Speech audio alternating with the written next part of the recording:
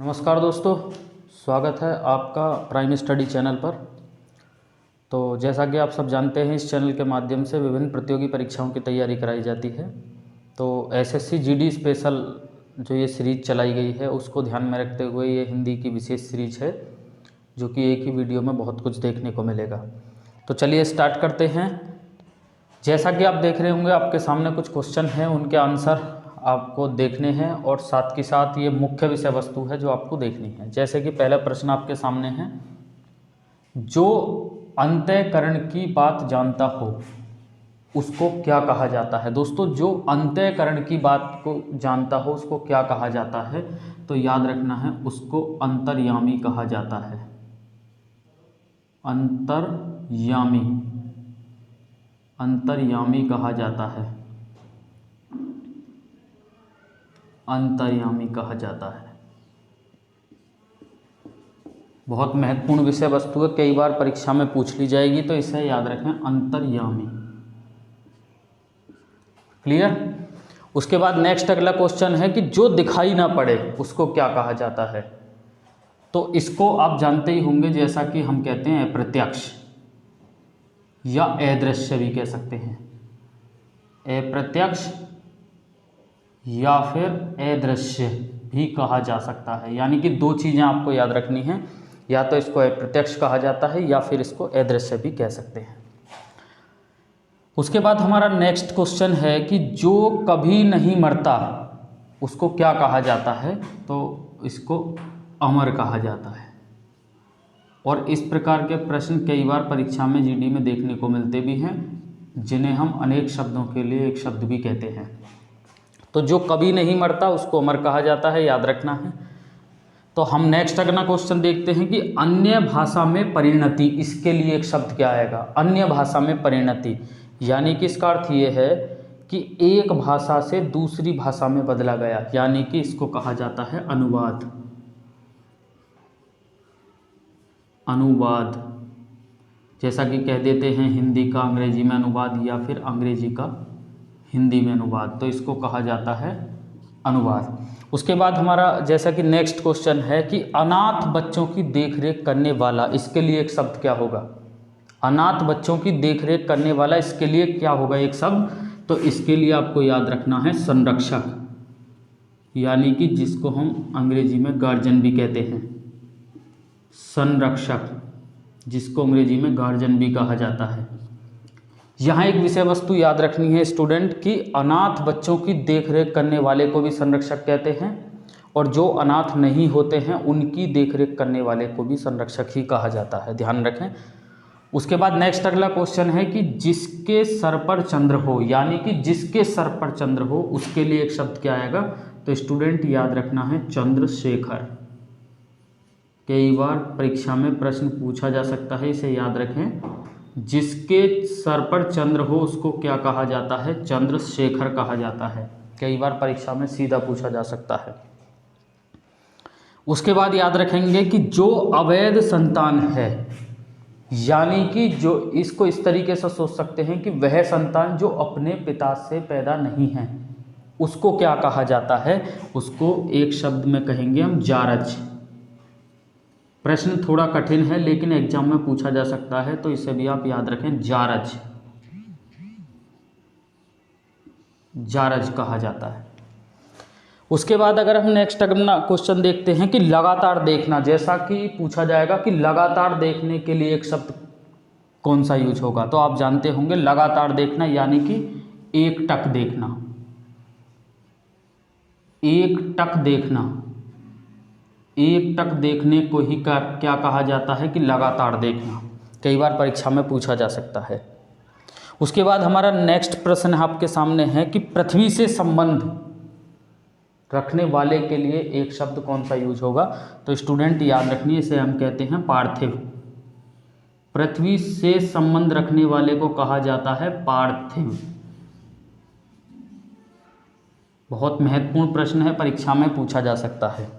इसके बाद दोस्तों नेक्स्ट हमारा क्वेश्चन है कि प्रार्थना करने वाले के लिए एक शब्द कौन सा देना है, यानी कि प्रार्थना करने वाले के लिए एक शब्द कौन सा होगा, तो यहाँ आंसर होगा आपका प्रार्थना करने वाले के लिए एक शब्द होगा प्रार्थी। यहाँ तक मेरे हिसाब से स्टूडेंट आपके बात बिल्कुल समझ में आ जानी चाहिए। यहाँ तक मेरे हिसाब से स्टूडेंट बात आगे समझ में आ जानी चाहिए। चलिए चलते हैं अपने अगले क्वेश्चन पर। चलिए चलते हैं तो अपने अगले प्रश्न पर। देखें अपना अगला प्रश्न, बिना वेतन के काम करने वाला, यानी कि प्रश्न आपके सामने है, बिना वेतन के काम करने वाला उसको क्या कहा जाता है? तो उसके लिए जो आपका आंसर होगा उसको कहते हैं अवैतनिक। अवैतनिक, अवैतनिक।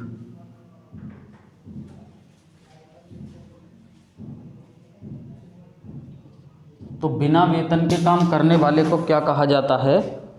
अवैतनिक। उसके बाद नेक्स्ट हमारा क्वेश्चन है कि जो हिसाब किताब की जांच करता हो, यानी कि जो हिसाब किताब की जांच करता हो उसके लिए शब्द क्या होगा? तो उसके लिए होगा आपका अंकेक्षक, जो कि सीधे तौर पर एग्जाम में पूछा जाएगा। अंकेक्षक। यहाँ तक मेरे हिसाब से बात बिल्कुल समझ में आ जानी चाहिए। अंकेक्षक, तो जो हिसाब किताब की जांच करता हो अंकेक्षक। उसके बाद नेक्स्ट क्वेश्चन, गोद में सोने वाली स्त्री के लिए एक शब्द क्या आएगा? तो उसके लिए स्टूडेंट आपको याद रखना है अंकशायनी। अंकशायनी, अंकशायनी। तो गोद में सोने वाली स्त्री के लिए एक शब्द आपको याद रखना है अंकशायनी। क्लियर? उसके बाद नेक्स्ट अगले क्वेश्चन पर हम चलते हैं, जो व्यय न किया जा सके, यानी कि जिसका व्यय न हो सके और उसको क्या कहा जाता है? तो स्टूडेंट उसको कहा जाता है अव्यय या अव्यय।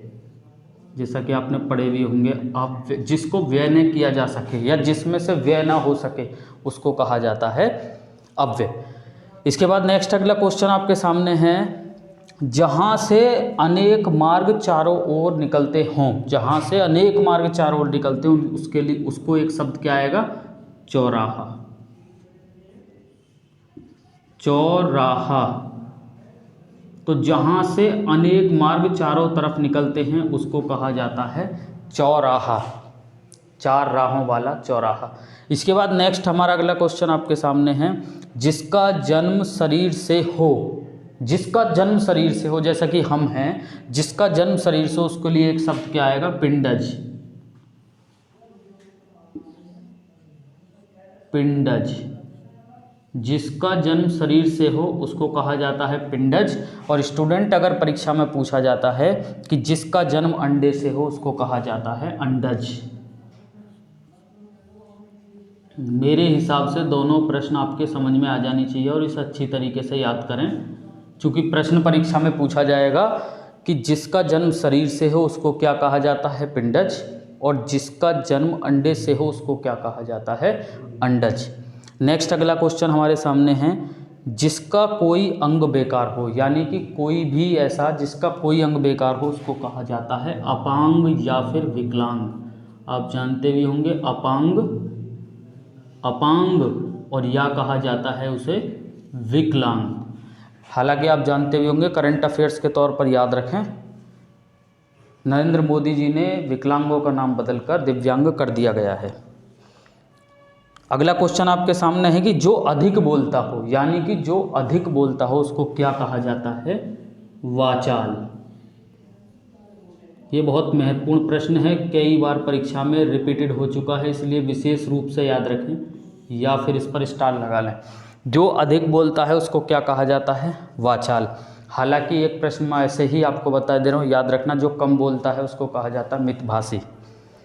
उसके बाद नेक्स्ट अगला क्वेश्चन है कि पास में निवास करने वाले के लिए एक शब्द क्या आएगा? तो उसके लिए आएगा, आप जानते होंगे, पड़ोसी। मेरे हिसाब से इतनी विषय वस्तु आपके समझ में आ जानी चाहिए। तो पास में निवास करने वाले व्यक्ति को क्या कहा जाता है? पड़ोसी। तो चलिए दोस्तों, हमारा जो अगला तथ्य है वो वर्तनी है। और आप जानते भी होंगे कि वर्तनी जो है काफ़ी ज़्यादा एसएससी जीडी के एग्ज़ाम्स में पूछी जाती है। यहाँ पर मैंने उसी वर्तनी को लेने का प्रयास किया है, बोर्ड पर उन्हीं वर्तनी को लिया गया है ताकि जहाँ से ज़्यादातर प्रश्न आपके परीक्षा में आते ही आते हैं, यानी कि ये वो वर्तनी हैं जो अधिकतम परीक्षा में पूछी जाती हैं। चलिए ज़रा देखेंगे। जैसा कि आप देख रहे हैं आपके सामने ऋषि लिखा हुआ है, ऋषि। और परीक्षा ये जो वर्तनी लिखी हुई है ये गलत वर्तनी है और इनको हमें शुद्ध रूप में लिखना है। स्टूडेंट किस प्रकार से लिखा जाना ज़रा ध्यान से देखें। ठीक है, ऋषि जो शुद्ध रूप में लिखा जाएगा ज़रा ध्यान से देखेंगे, वो ऋषि आपका इस तरीके से लिखा जाएगा। मेरे हिसाब से इतनी बातें लगभग आपके समझ में आ जानी चाहिए, कई बार पूछ लिया जाएगा। उसके बाद जैसा कि आप देखते होंगे हमारा अगला प्रश्न है कृपा, ये लिखी हुई है कृपा। जबकि आप देखते होंगे अगर शुद्ध रूप में अगर आप देखेंगे तो वो वास्तविक जो होती है, हम बोल कुछ भी देते हैं लेकिन होती है कृपा, कृपा। इसे री बोला जाता है, हिंदी में इसको री बोला जाता है। स्टूडेंट विशेष रूप से याद रखें, जो कि खुद एक संस्कृत का स्वर भी है। क्लियर। उसके बाद जैसा कि आप देखेंगे यहाँ लिखा हुआ है शारीरिक, यानी कि अब इसका शुद्ध रूप क्या होगा वो आपको देखना है, तो ज़रा ध्यान से देखें। शारीरिक लिखा जाएगा, शारीरिक, यानी कि ये वाली जो मात्रा है स्टूडेंट ध्यान से देखना, ये वाली जो मात्रा है ये छोटी ई की होगी और आपको लिख देना है यहाँ के, तो अब बन जाएगा ये शारीरिक। तो कहीं ना कहीं पर मेरे हिसाब से ये तथ्य आपके क्लियर हो जाना चाहिए। उसके बाद आप देखेंगे यहाँ लिखा हुआ है ज्योत्सना, लेकिन शुद्ध रूप में ज्योत्सना कैसे लिखा जाता है ज़रा ध्यान से देखेंगे। आधा जय, ये ओ, यहाँ जो ये तय है इसको आधा तय कर दें, ज्योत्सना। उसके बाद बाकी सेम आप कर दें जैसा लिखा हुआ है, तब मेरे हिसाब से आपके समझ में आ जाना चाहिए कि ज्योत्सना का शुद्धिकरण रूप किस तरीके से लिखा जाता है। उसके बाद आप देखेंगे ये फेमस क्वेश्चन है, आशीर्वाद लिखा हुआ है लेकिन हमें इसको शुद्ध रूप में लिखना है। तो शुद्ध रूप में किस तरीके से लिखा जाता है शुद्ध में, तो इसको लिखा जाता है वास्तविक तौर पर आशीर्वाद, यानी कि आशीर्वाद। इस तरीके से इसको शुद्ध रूप में लिखा जाता है। स्टूडेंट ज़्यादातर एग्जाम में सीधे तौर पर पूछ भी लिया जाता है, इसे आप विशेष रूप से याद रखें। इसको लिखा जाता है आशीर्वाद। इसके बाद आप देखेंगे नीचे शुद्ध रूप में लिखा हुआ है, जैसा कि यहाँ लिखा हुआ है गलत शब्द लिखा हुआ है अन्वेषण, लेकिन हमको इसको शुद्ध रूप में लिखना है। स्टूडेंट कुछ नहीं करना है स्टूडेंट, ये जो आपको न दिखाई दे रही है इसको आधा न बना देना है, यानी कि अन्वेषण, अन आधा न बना देना है और बाकी आप सेम लिख दें अन्वेषण।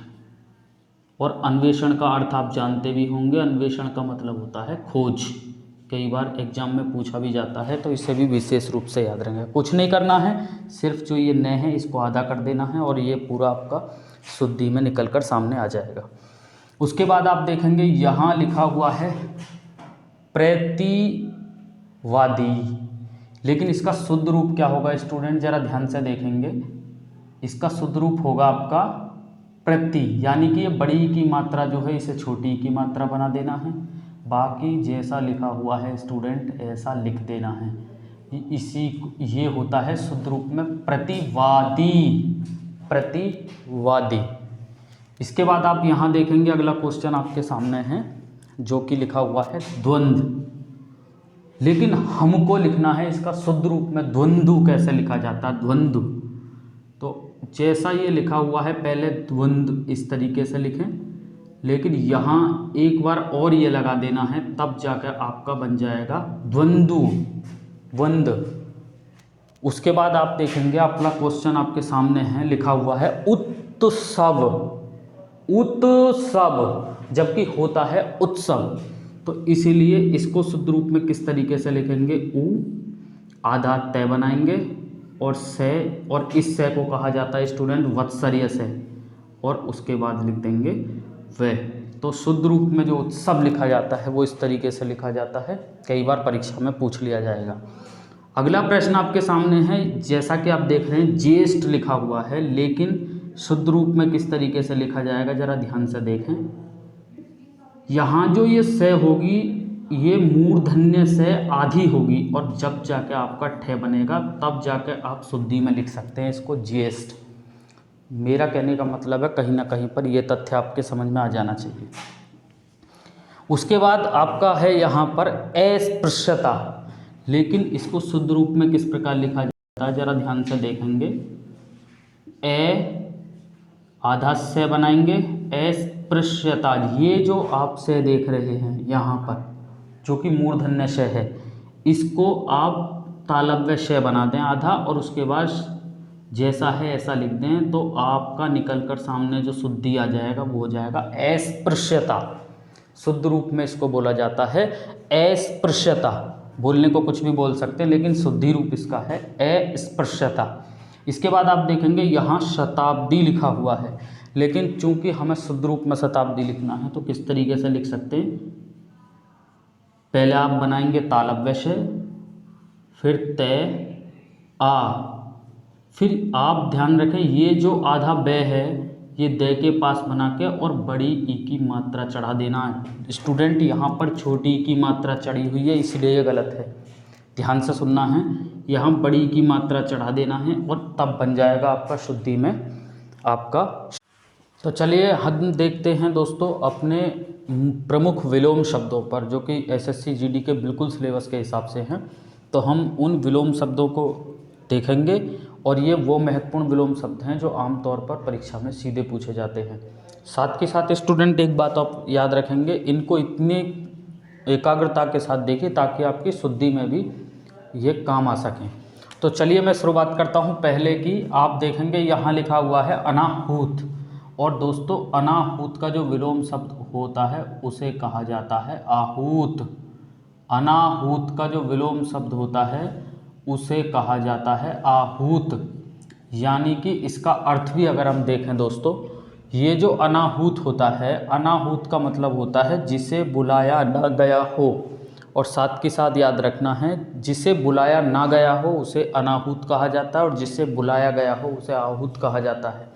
यानी कि इन विलोम शब्दों के माध्यम से आप बहुत कुछ विषय वस्तु इस वीडियो के माध्यम से पढ़ने वाले हैं। जैसे कि आपके सामने जैसे कि अगला है हमारा आयात।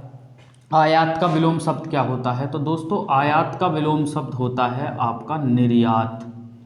आयात का विलोम शब्द होता है निर्यात।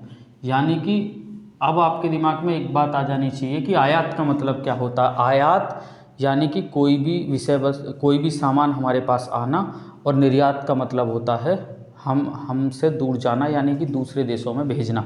तो आयात और निर्यात भी कहीं ना कहीं आपके समझ में आ गए होंगे। साथ के साथ याद रखें आकार। आकार का विलोम शब्द क्या होता है दोस्तों? आकार का विलोम शब्द होता है निराकार। ध्यान से सुनना है, आकार का विलोम शब्द होता है निराकार। अगर हम इनकी बातों की इसके अर्थ को देखें, आकार यानी कि एक जिसका कोई निश्चित आकार हो, यानी कि कोई निश्चित आकृति हो जिसकी वो आकार, और निराकार यानी कि इसका विलोम शब्द जिसका कोई आकार ही ना हो उसे कहा जाता है निराकार। इसके बाद आस्था। आस्था का विलोम होता है दोस्तों, याद रखना है, अनास्था। अनास्था। आस्था का विलोम होता है दोस्तों अनास्था। कई बार परीक्षा में पूछा जाएगा, इस विषय वस्तु को भी आप अच्छी तरीके से याद रखें।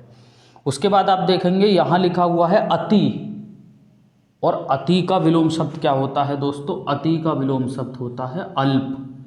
अब जरा ध्यान से सुने, इसका अर्थ क्या है। अति का मतलब होता है ज़्यादा।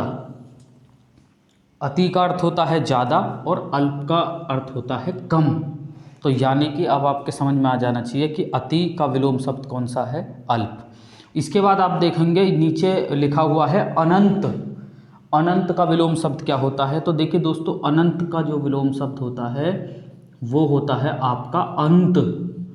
यानी कि अब आपके दिमाग में बिल्कुल स्पष्ट हो जानी चाहिए परीक्षा में क्या पूछा जाएगा।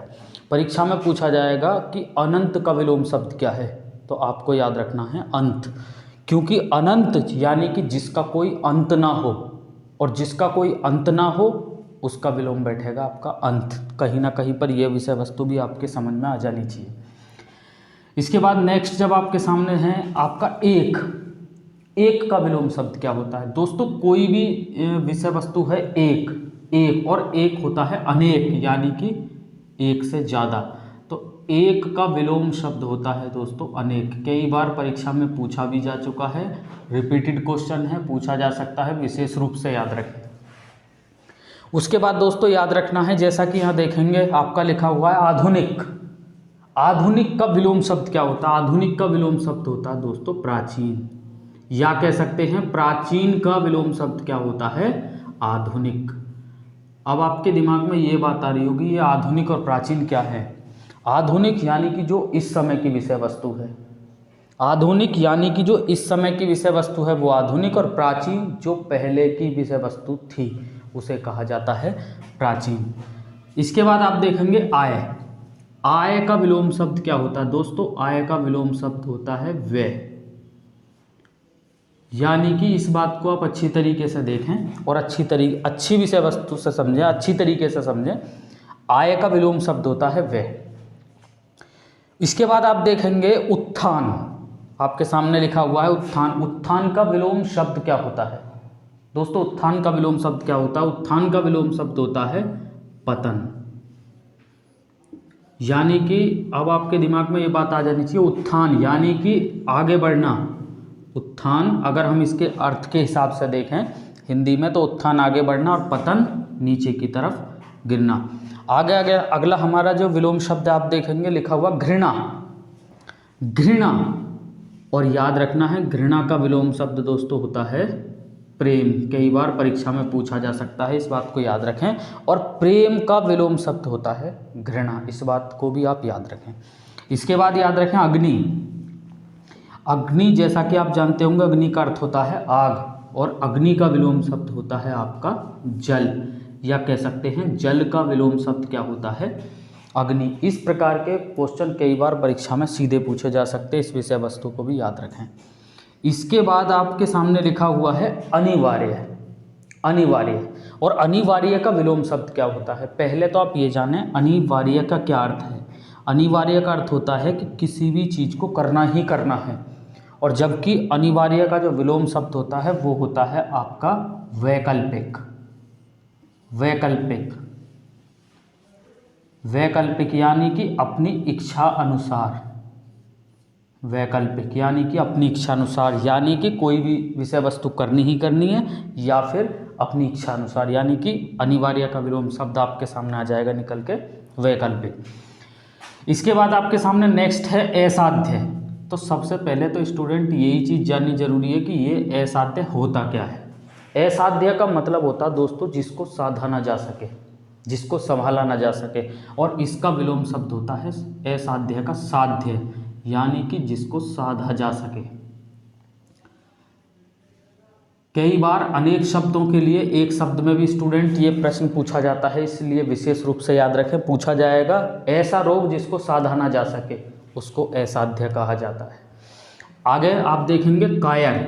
कायर का होता है आपका निडर, यानी कि कायर का विलोम शब्द होता है आपका निडर, जो कि परीक्षा में सीधे तौर पर पूछ लिया जाएगा।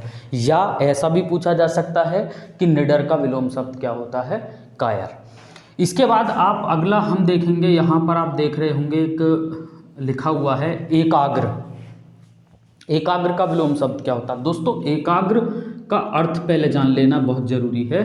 एकाग्र का मतलब होता है जिसका फोकस एक जगह हो, और जिसका फोकस एक जगह हो उसका विलोम शब्द होता है चंचल, यानी कि एक जगह स्थिर ना रहने वाला।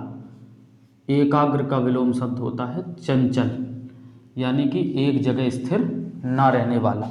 इसके बाद आप देखेंगे यहाँ लिखा हुआ है आर्द्र, और आर्द्र का अर्थ होता है दोस्तों गीला।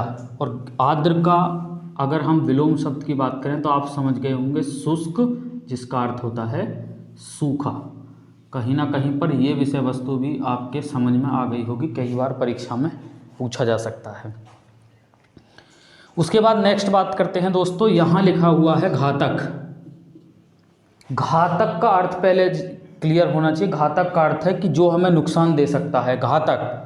और घातक का विलोम शब्द होता है दोस्तों रक्षक, जो हमारी रक्षा करता है।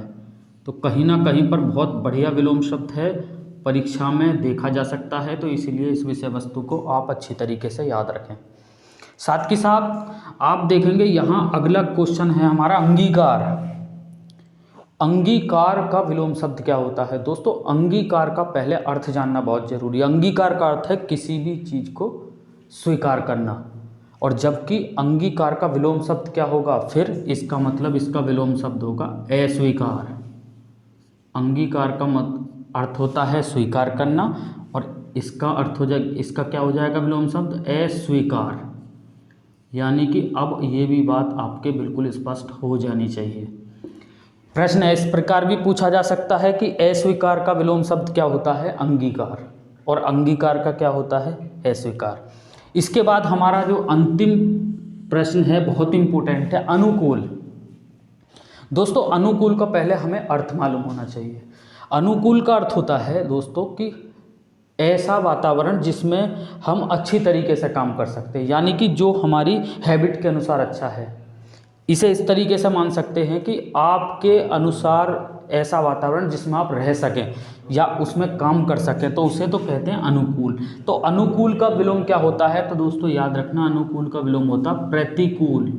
प्रतिकूल यानी कि प्रतिकूल का ही मतलब होता है कि जहां हम अपने हिसाब से ना रह सके, यानी कि जहां हम अपने जो हमें वातावरण की ज़रूरत है या जिस पर्यावरण की हमको ज़रूरत है, उस पर्यावरण में हम नहीं रह सकते, तो उसको हम कहते हैं प्रतिकूल। तो अनुकूल का विलोम शब्द होता है दोस्तों प्रतिकूल। तो चलिए स्टूडेंट देखते हैं अपना अगला टॉपिक, जिसका नाम है पर्यायवाची शब्द। ये एसएससी जीडी में सीधे तौर पर परीक्षा में पूछे जाते हैं। तो ज़रा मुख्य जो ज़्यादा मुख्य पर्यायवाची शब्द हैं उन्हें इस वीडियो के माध्यम से लिया गया है, तो उन पर एक एक कर देखना है। तो जैसा कि आप देखेंगे यहाँ पर पहला जो हमारा पर्यायवाची देखना है हमें अंग। अंग के कौन कौन से पर्यायवाची हो सकते हैं, ज़रा स्टूडेंट ठीक तरीके से देख लेंगे।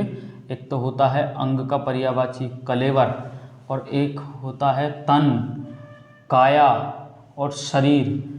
ये आपके अंग के पर्यायवाची होते हैं। कई बार परीक्षा में इस प्रकार से भी क्वेश्चन आ सकता है स्टूडेंट, वहाँ दिया जाएगा कि दिए गए विकल्पों में से कौन सा अंग का पर्यायवाची नहीं है, यानी कि इनमें से 3 ऑप्शन आपको मिल जाएंगे और एक ऑप्शन जो भी अलग होगा वही आपसे परीक्षा में पूछ लिया जाएगा। ध्यान से सुनना है, इस प्रकार भी क्वेश्चन परीक्षा में देखने को मिल सकता है। नेक्स्ट हमारा क्वेश्चन है अग्नि।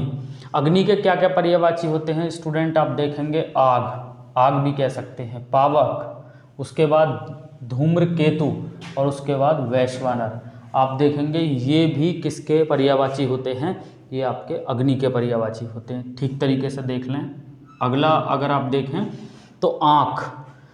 आँख के कौन कौन से पर्यायवाची होते हैं? चूँकि आमतौर पर परीक्षा में ज़्यादा पूछा जाता है आँख, तो इसीलिए मैंने इसमें लिया भी है वीडियो के माध्यम से। तो आप देखेंगे लोचन, नयन।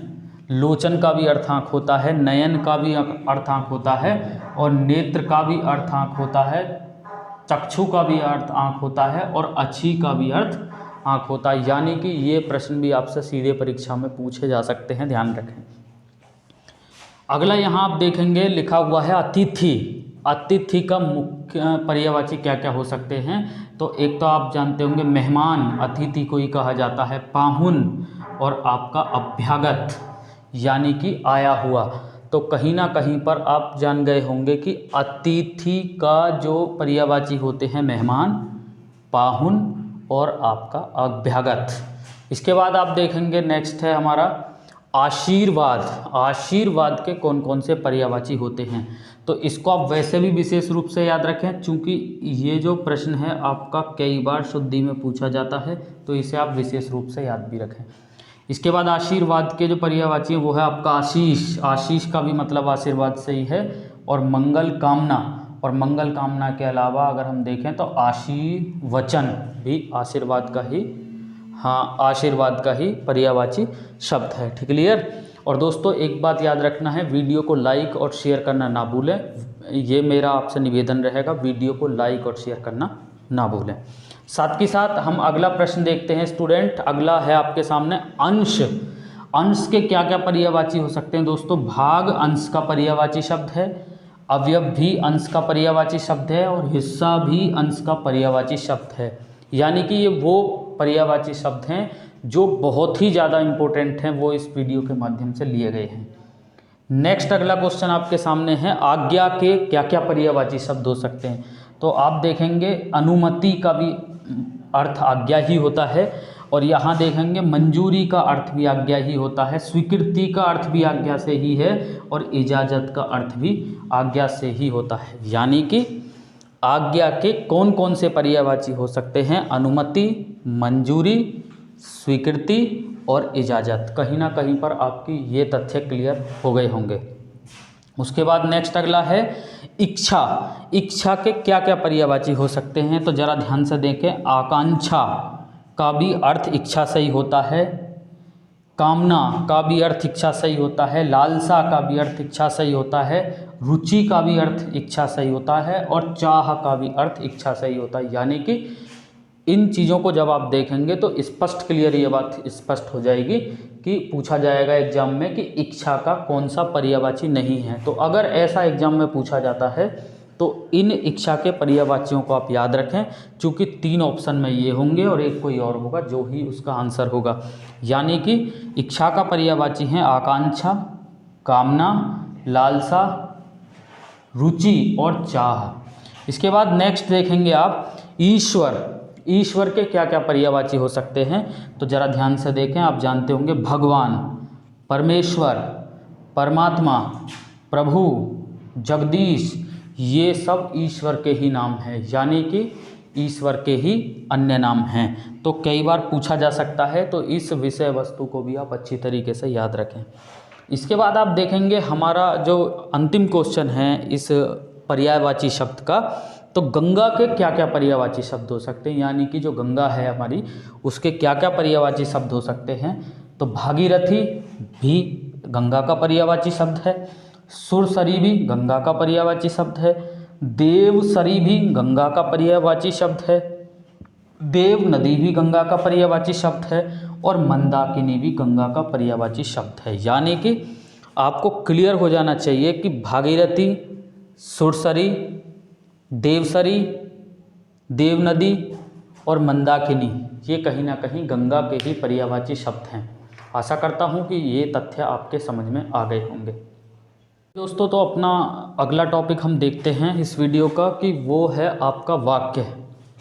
और वाक्य से जो एसएससी जीडी में प्रश्न जो पूछे जाते हैं, मैं केवल उन प्रश्नों की यहाँ पर बात करूँगा, ज़्यादा टफ लेवल नहीं करके बेसिक क्वेश्चनों की बात करूँगा जो आमतौर पर परीक्षा में पूछे जाते हैं।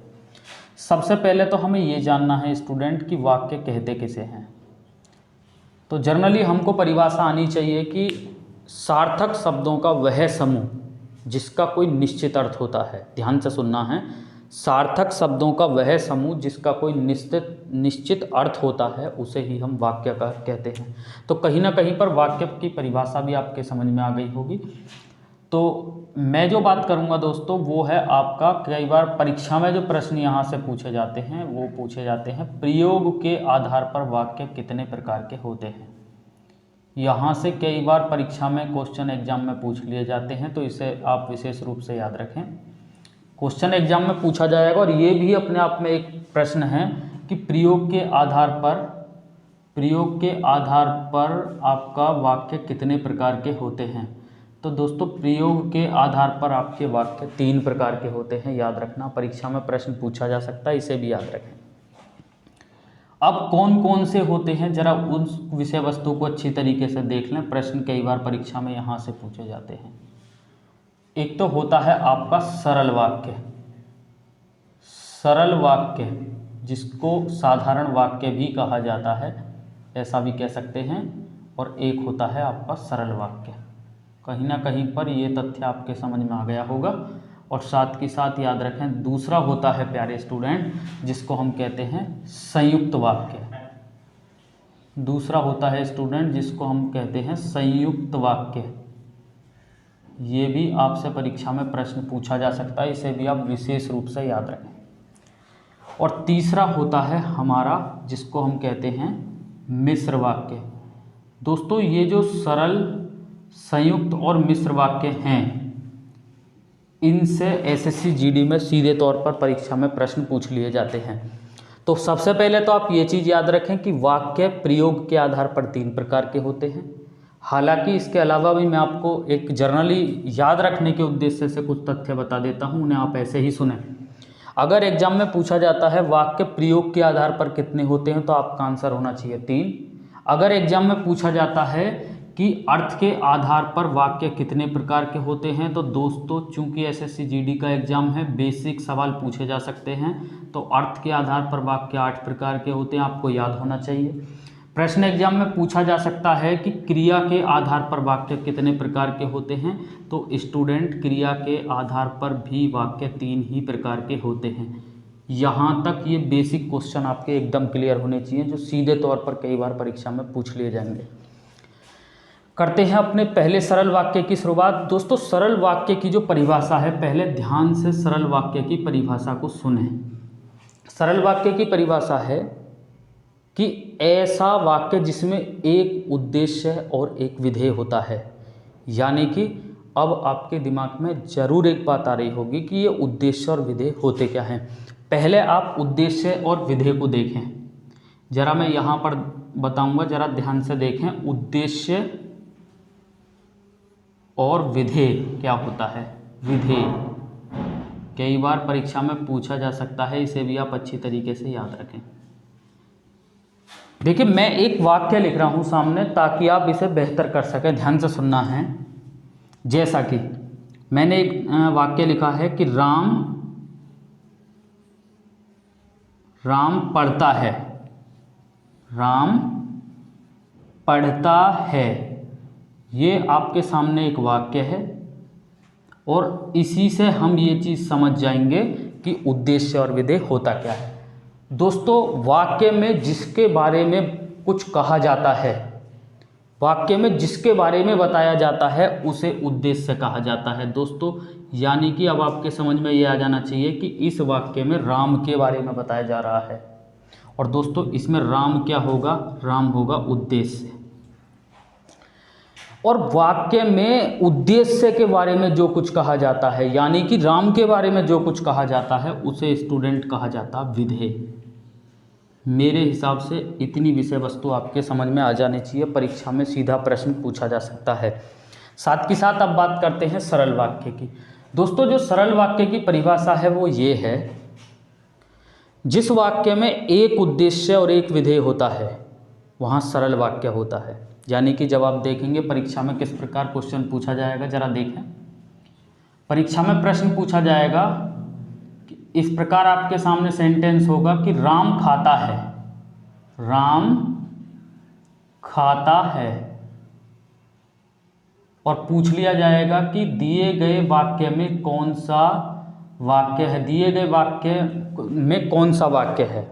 ऑप्शन आपके सामने होंगे, सरल वाक्य है, संयुक्त वाक्य है, मिश्र वाक्य है, और आपका इनमें से कोई नहीं। यानी कि इस प्रकार के क्वेश्चन जो है आपके परीक्षा में पूछे जा सकते हैं, तो इन्हें आप विशेष रूप से याद रखें, क्योंकि ऐसे क्वेश्चन कई बार एग्जाम में बन जाते हैं। तो यहाँ आप देखेंगे कि राम उद्देश्य और एक विधेय, जैसा कि मैंने अभी डेफिनेशन में भी बताया, एक उद्देश्य और जहाँ एक विधेय हो तो वहाँ कौन सा होता है, वहाँ सरल वाक्य होता है। कई बार स्टूडेंट इससे जरा एक हटकर टॉपिक अगर देखें, जरा ध्यान से सुनना है, कई बार इस तरीके का क्वेश्चन बन सकता है एग्जाम में, उसे भी याद रखें। एक ऐसा भी क्वेश्चन आपसे पूछा जा सकता है कि राम और श्याम, राम और श्याम बाजार जाते हैं। बाजार जाते हैं, मान के चलिए ये आपके सामने एक सेंटेंस है और एग्जाम में पूछा जाएगा राम और श्याम बाजार जाते हैं। अब कहीं ना कहीं कई स्टूडेंट यहाँ पर क्या कन्फ्यूजन पैदा करेंगे, वो सोचेंगे कि हमने पढ़ा है एक उद्देश्य और एक विधेय बराबर होता है सरल वाक्य, लेकिन स्टूडेंट यही चीज़ समझनी है। यहाँ पर आप देखेंगे, यहाँ दो उद्देश्य आपको दिखाई देंगे, एक राम और एक श्याम। लेकिन ये स्टूडेंट, ये कॉन्सेप्ट हमेशा याद रखना है, चाहे भले ही यहाँ पर दो उद्देश्य हैं, लेकिन दोनों के द्वारा की जाने वाली क्रिया एक है, यानी कि क्रिया अलग नहीं है, दोनों के द्वारा की जाने वाली क्रिया एक है। यदि ऐसा आता है तो वो जो दो उद्देश्य हैं वो एक उद्देश्य माना जाता है। तो अब आपके समझ में आ गया होगा कि ये जो दो उद्देश्य हैं वो एक उद्देश्य माना जाएगा। तो एक उद्देश्य और एक विधेय बराबर क्या होता है, सरल वाक्य। यानी कि ये तथ्य भी आपके कहीं ना कहीं पर बिल्कुल स्पष्ट हो जाना चाहिए। उसके बाद दोस्तों बात करते हैं संयुक्त वाक्य की। संयुक्त वाक्य की दोस्तों सबसे पहले आपको एक जनरल परिभाषा जो याद रखनी है वो क्या याद रखनी है, जो एग्जाम में पूछी जाएगी। जब किसी वाक्य में दो स्वतंत्र उपवाक्य होते हैं, जब किसी वाक्य में दो स्वतंत्र उपवाक्य होते हैं, यानी कि एक वाक्य दिया जाएगा और उसमें दो सरल वाक्य होंगे और दोनों अपने आप में स्वतंत्र होंगे, वही संयुक्त वाक्य होता है। जैसे कि आप देखें कि एग्जाम्पल आपके सामने हैं, राम खाता है, राम खाता है। यहाँ आप देखेंगे राम खाता है, जैसा कि मैंने ये लिखा है, और सोहन बाजार जाता है, और सोहन बाजार जाता है।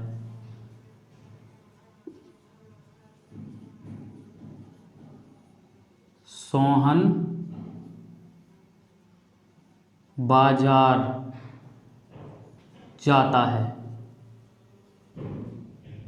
ये आपके सामने सेंटेंस है, यानी कि वाक्य है, ध्यान से सुनना है। अब यहाँ क्या है स्टूडेंट, मैंने जैसा कि परिभाषा में बताया कि पूरा वाक्य होगा, जैसा कि ये पूरा एक वाक्य दे दिया गया है आपके सामने है, ध्यान से देखना है। जैसा कि मैंने परिभाषा में भी बताया, ध्यान से सुनना। परिभाषा में मैंने क्या बताया कि जब किसी वाक्य में दो स्वतंत्र उपवाक्य होते हैं वही संयुक्त वाक्य होता है। जैसे कि राम खाता है, ये अपने आप में स्वतंत्र वाक्य है, उपवाक्य है, और सोहन बाजार जाता है, ये अपने आप में स्वतंत्र उपवाक्य है। यानी कि अगर हम राम खाता है को हटा दें तब भी सोहन बाजार जाता है वो अपने आप में पूर्ण अर्थ देगा, और यदि हम सोहन बाजार जाता है को हटा दें तो राम खाता है ये वाला भी अपने आप में पूर्ण अर्थ देगा। यानी कि अगर इस प्रकार से कोई पूछा जाता है तो समझिए वो कौन सा वाक्य होगा, वो संयुक्त वाक्य होगा। मेरे हिसाब से आपके बात समझ में आ जानी चाहिए, क्योंकि इस प्रकार के क्वेश्चन आपसे परीक्षा में सीधे तौर पर देखने को मिल सकते हैं, तो इन्हें इस विषय वस्तु को याद रखें। लास्ट जो हमारा है मिश्र वाक्य किसे कहते हैं दोस्तों, सबसे पहले आप इसकी परिभाषा जानिए। परिभाषा क्या होती है, डेफिनेशन। मिश्र वाक्य की जो परिभाषा है दोस्तों वो ये है कि जब किसी वाक्य में एक प्रधान वाक्य उपवाक्य हो और एक आश्रित उपवाक्य हो, वो आश्रित उपवाक्य प्रधान वाक्य के ऊपर निर्भर करता है, समझिए वहाँ मिश्र वाक्य होगा। जैसे कि फॉर एग्जाम्पल, एक एग्जाम्पल लें और इसे समझें। जैसे कि कठिन परिश्रम करोगे, कठिन परिश्रम करोगे,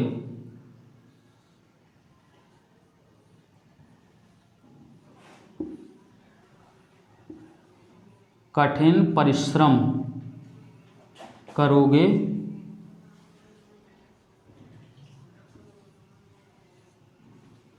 तो ही सफल होगे।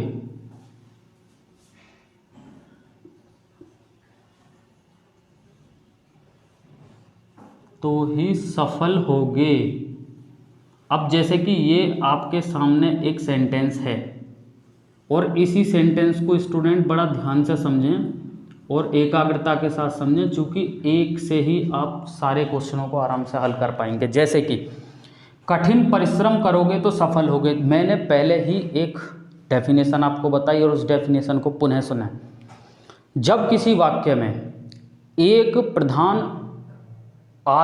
प्रधान उपवाक्य हो और एक आश्रित उपवाक्य हो, वहाँ आपका क्या होता है, मिश्र वाक्य होता है। यानी कि अब आप देखेंगे कि कठिन परिश्रम करोगे, ये आपका प्रधान उपवाक्य है। यदि कठिन परिश्रम करोगे, ये आपका प्रधान उपवाक्य है, तो बोला जा रहा है आगे तो ही सफल होगे, ये आपका आश्रित उपवाक्य है। यानी कि ये जो आश्रित उपवाक्य है स्टूडेंट, ये कहीं ना कहीं इसके ऊपर निर्भर है। अगर हम मुख्य प्रधान उपवाक्य को हटा दें, दोस्तों ध्यान से सुनना है, अगर हम प्रधान उपवाक्य को हटा दें तो आश्रित उपवाक्य का कोई भी महत्व नहीं रह जाता। यानी कि तो ही सफल होंगे, इसका तभी महत्व रहता है जब प्रधान वाक्य साथ में, प्रधान उपवाक्य साथ में होता है। यानी कि ये जो सेंटेंस है कि कठिन परिश्रम करोगे तो ही सफल होगे, तो दोस्तों इस विषय में आपको याद रखना है कि ये जो आपका वाक्य है ये आपका मिश्र वाक्य है। मिश्र वाक्य की पहचान ही ये है दोस्तों, याद रखनी है कि उसमें एक प्रधान उपवाक्य होगा और एक आश्रित उपवाक्य होगा, और आश्रित उपवाक्य प्रधान उपवाक्य के ऊपर ही निर्भर होगा। दोस्तों वीडियो को लाइक शेयर करना ना भूलें, वीडियो को लाइक अवश्य करें, क्योंकि इस वीडियो के माध्यम से बहुत मेहनत हुई है और विशेष रूप से, और जो परीक्षा के हिसाब से जो बेहतर चीज़ें हैं, जो बेहतर से बेहतर कंटेंट एक ही वीडियो में हो सकता है, वो इस वीडियो के माध्यम से आपको पहुंचाया गया है। बहुत बहुत धन्यवाद।